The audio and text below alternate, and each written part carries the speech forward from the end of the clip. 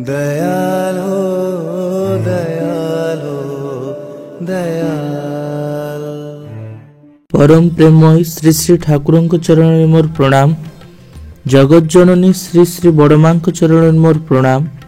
परम पूज्यपाद श्री श्री बड़दा चरण में मोर प्रणाम।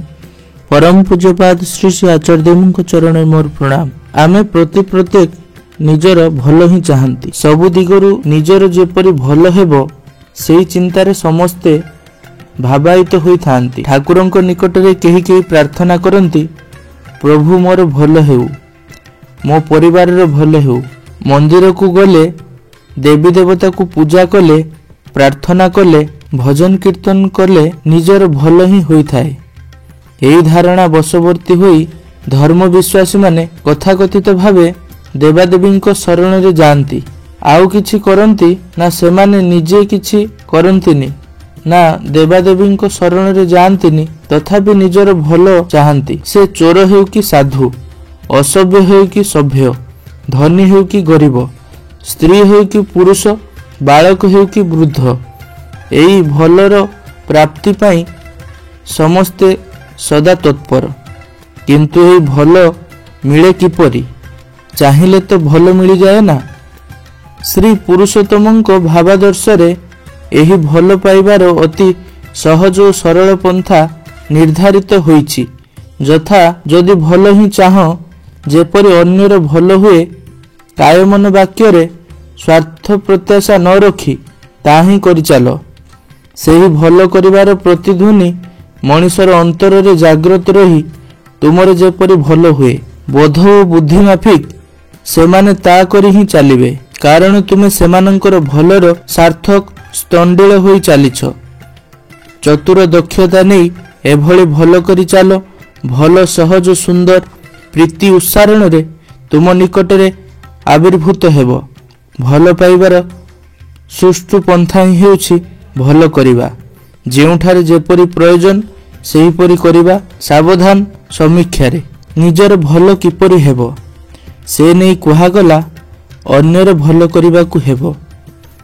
एथि सहित आउ गोटिए शर्त रहिला, जाहार भल कल ताठारु प्रतिदान रे कौनसी स्वार्थ प्रत्याशा न रखिबा। एही परि भाबरे जदि अन्यर केवल भल ही करा जाए, तेबे निजर भल हेबा स्वतःपूर्ति होई उठिबो। एही परि भाबे जदि अन्यर केवल भल ही करा जाए, तेबे आम मानकर समस्तंकर भल ही होई उठिबो। कारण आमर सेही भल करिवार प्रतिध्वनि मनिषर अंतर रे प्रतिध्वनित होई जागृत होई थाए। से आमर भल करू कि न करू, एही प्रतिध्वनि मनिष भितर जीवंत और जागृत होई रहिबारु अन्य कोनोसी मनिष द्वारा आमर भल ही होई थाए। कारण ए भल करिवार सार्थक स्थल आमे बा मु होई सारिछु। अन्यर भल करिबा ही प्रकृत रे चतुरता। कारण एपरि करिबा द्वारा अजाणत रे आमर भल ही होई थाए। एपरि कि सहज सुंदर प्रीति उच्चारण रे सेही भल आम निकट रे स्वत आसी आविर्भूत होई थाए। तेणु भल पाइबार प्रकृत पंथा हेउछि भल करिबा। एठी प्रश्न उठी पारे, अन्यर भल करिबा सबु क्षेत्र रे कौन ग्रहणीय? बेले बेले भल करिबा हुए तो कहा पाई भेल साब्यस्त होई पारे। एथिपाई पुनश्च कुहागला, जेउठारे जेपरि प्रयोजन सेहीपरि करिबा एवं सेही भल करिबा पूर्वरु सावधान रहिबा। सतर्क दृष्टि रे सबु किछिर चारिआडु विचार विमर्श करिबा परे जाई भल करिबा उचित। तार संज्ञा मध्य जानि नेबा उचित। जहा इष्टनुग ताही भल, जहा जीवन व वर्धनर अनुकूल ताही भल। एतद् भिन्न अन्य कोनोसी प्रकार कथाकथित भल को भल बोली आख्यायित करिबा क्षतिकार होई पारे। तेणु साधु सावधान। जदि यही चैनल रे प्रथम थरे भिडियोटी देखुचंती ताहले चैनल को सब्सक्राइब करिया पई भूलिबेनी।